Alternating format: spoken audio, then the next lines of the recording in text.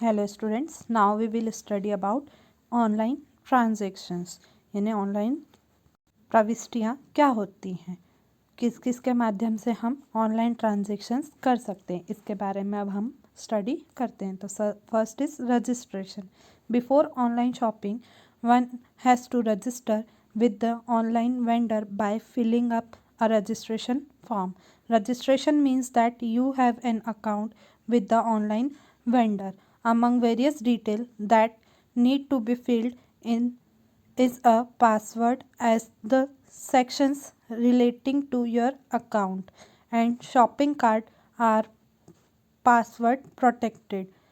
Otherwise, anyone can log in using your name and shop in your name. This can put you in trouble. अर्थात किसी भी app या किसी भी website से शॉपिंग करने के पहले हमें उस वेबसाइट पे, उस ऐप पर हमें एक रजिस्ट्रेशन फॉर्म वेंडर के थ्रू दिया हुआ फिल करना होता है, जिसमें हमें अकाउंट बनाना होता है। उस अकाउंट के अंदर हम एक हमारा आईडी और पासवर्ड रखते हैं, जिसके थ्रू हम जब चाहें तब लॉगिन कर और उस अकाउंट के थ्रू हम शॉपिंग कर सकते हैं। अकाउंट जो हम बनाते हैं उसी को हम क्या कहते हैं, रजिस्ट्रेशन कहते हैं।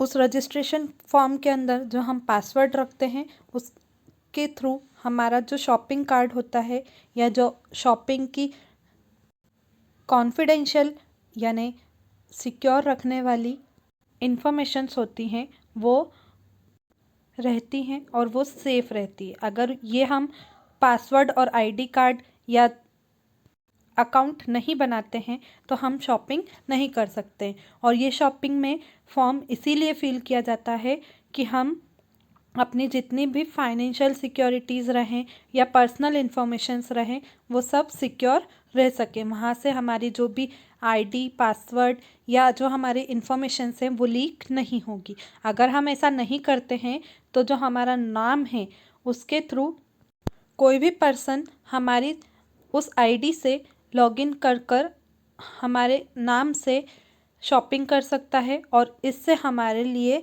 ट्रबल हो सकती है, नुकसान हो सकता है, हम खतरे में आ सकते हैं।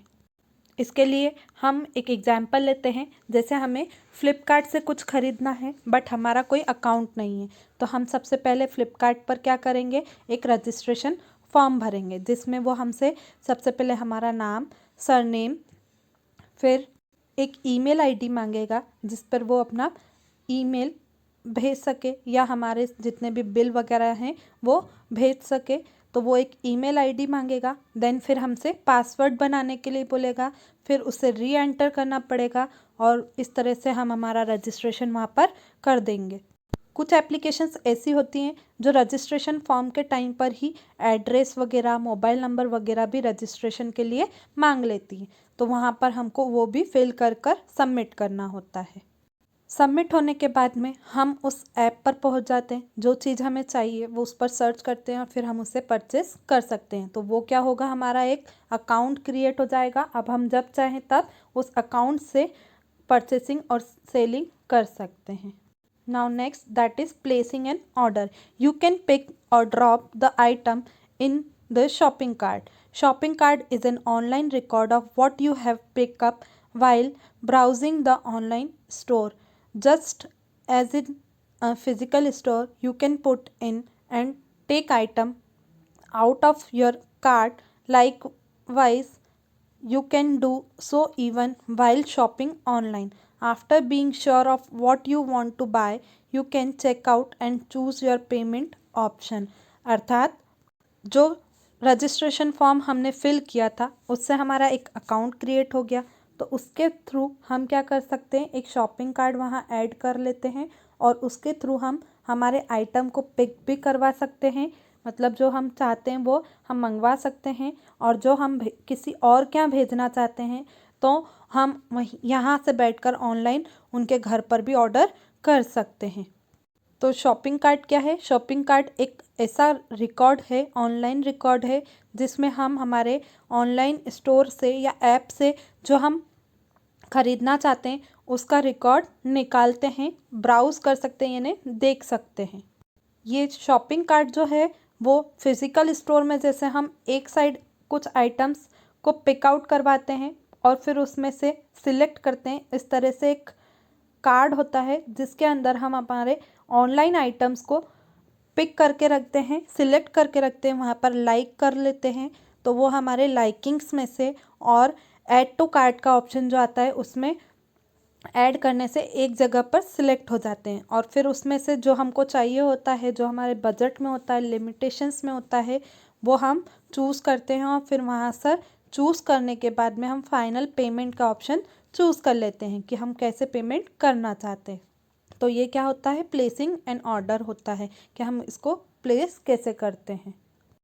Now next that is payment mechanisms, cash on delivery.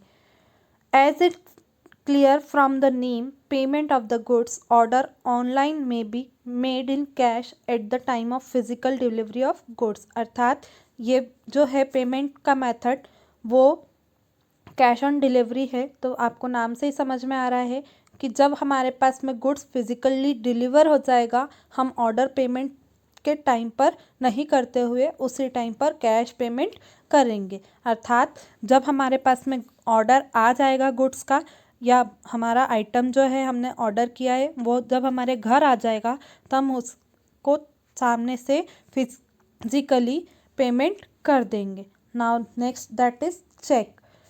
Alternatively, the online vendor may arrange for the pickup of the check from the customer and upon realization the delivery of goods may be made।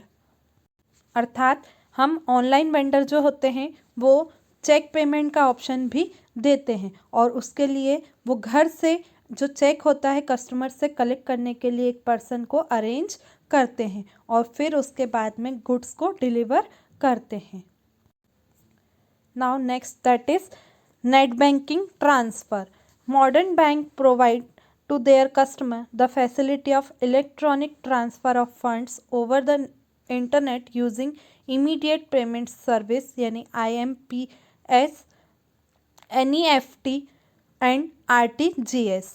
यानी इन methods के through जो bank है वो अपने customers को कुछ facilities देती है। In this case therefore the buyer में transfer the amount for the agreed price of the transaction to the account of the online vendor who may then proceed to arrange for the delivery of goods।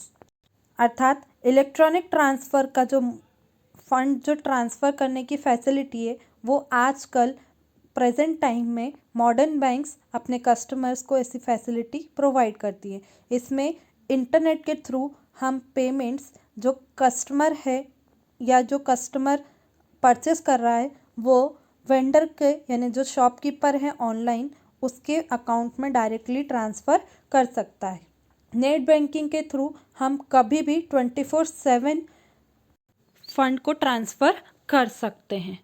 Net banking करने के 3 method होते हैं, IMPS यानी immediate payment service, NEFT और RTGS। इन तीनों के through हम directly net banking के थ्रू बैंक से अमाउंट डायरेक्ट दूसरे पर्सन के अकाउंट में ट्रांसफ़र कर देते हैं और फिर उसके बाद में जो वेंडर होता है वो हमारे गुड्स को डिलीवर करवाने की अरेंजमेंट प्रोसेस में लग जाता है। Next that is credit card और debit card. Popularly referred to as a plastic money, this card are the most widely used minimum for online transaction। In fact, about 95% of online customer transactions are executed with a credit card। Credit card allows its holder to make purchase on credit। The amount due from the card holder to the online seller is assumed by the card issuing bank, who later transfer the amount involved in the transaction of the credit of the seller। Buyer's account is debited, who often enjoy the freedom to deposit the amount in installment and at his convenience। Debit card allows its holder to make purchase through in to the extent of the amount lying in the corresponding account. The moment any transaction is made, the amount due as payment is deducted electronically from the card. Debit card और credit card जो है वो plastic money के रूप में use किया जाता है। एक प्लास्टिक का कार्ड होता है जिसके अंदर ऑनलाइन ट्रांजैक्शंस हम वाइडली कर सकते हैं। इनफैक्ट 95% जो हैं वो ऑनलाइन ट्रांजैक्शंस ही क्रेडिट कार्ड के थ्रू होते हैं। और क्रेडिट कार्ड क्या होता है, वो एक ऐसा कार्ड होता है जो भी प्लास्टिक का ही होता है, पर वो बैंक की तरफ से दिया हुआ होता है जो होल्डर परचेस कर सकता है क्रेडिट बेसिस पे। यानी जो सेलर होता है वो अज्यूम कर लेता है कि ये जो क्रेडिट कार्ड है वो बैंक ने इशू किया है और उन्हें पेमेंट बाद में जो सेलर को ट्रांजैक्शंस हैं वो हो जाएंगे और बाद में जो बायर है वो बैंक को पेमेंट कर देगा। बायर्स का अकाउंट वहाँ पर डेबिट हो जाता है और जो बायर है वो अमाउंट अपनी कन्वीनियंस के हिसाब से और इंस्टॉलमेंट के हिसाब से पेमेंट करता रहता है और जो आइटम है या जो प्रोडक्ट है उसको वो बुला लेता है, ऑर्डर कर लेता है और उसकी फ्रीडम को एंजॉय करता है। वहीं डेबिट कार्ड जो होता है वो होल्डर को अलाउ किया जाता है कि वो अपने ही अकाउंट से परचेसिंग और सेलिंग कर सकता है। इन दोनों ही केस में दोनों ही जो ट्रांजैक्शंस होते हैं उसमें इलेक्ट्रॉनिकली पेमेंट को डिडक्ट किया जाता है और वो भी ऑनलाइन ही कार्ड से डिडक्ट हो जाता है। ये दोनों ही कार्ड प्लास्टिक मनी के बने हुए होते हैं जो प्रेजेंट टाइम में ऑनलाइन ट्रांजैक्शन के लिए 95% तक यूज़ किए जाते हैं। Now next that is digital cash. This is a form of electronic currency that exists only in cyberspace. This type of currency has no real physical properties but offer the ability to use real currency in an electronic format.